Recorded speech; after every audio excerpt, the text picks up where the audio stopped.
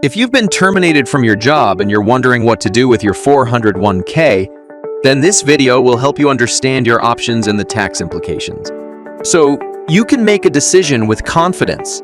Here are several options for what you can do with your 401k plan. Leave it in your former employer's plan. This may be an easy short-term solution as it doesn't require immediate action. Your money will continue to grow tax-deferred based on the plan's investment options. However, you won't be able to make new contributions, and you might have limited withdrawal options. Additionally, if your balance is below a certain threshold, often $5,000, your employer may not allow you to leave it in the plan. Roll it over to your new employer's 401k plan. If you're starting a new job that also offers a 401k plan, this option can help consolidate your retirement savings.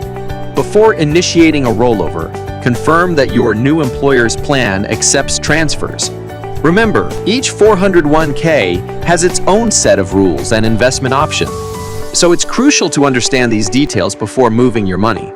Additionally, make sure the rollover is a direct rollover. That means the money is transferred directly from one plan to the other to avoid any tax implications.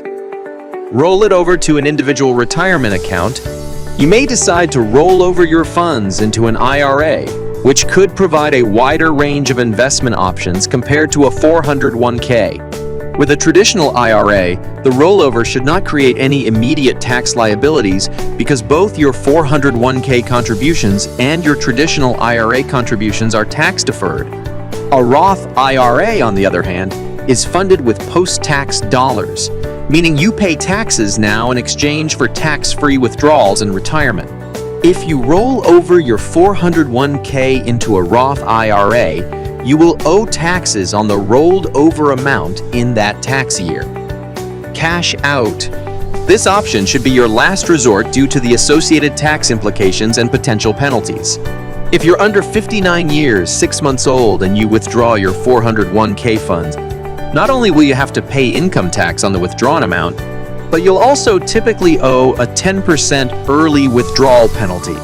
This choice could significantly shrink your retirement savings.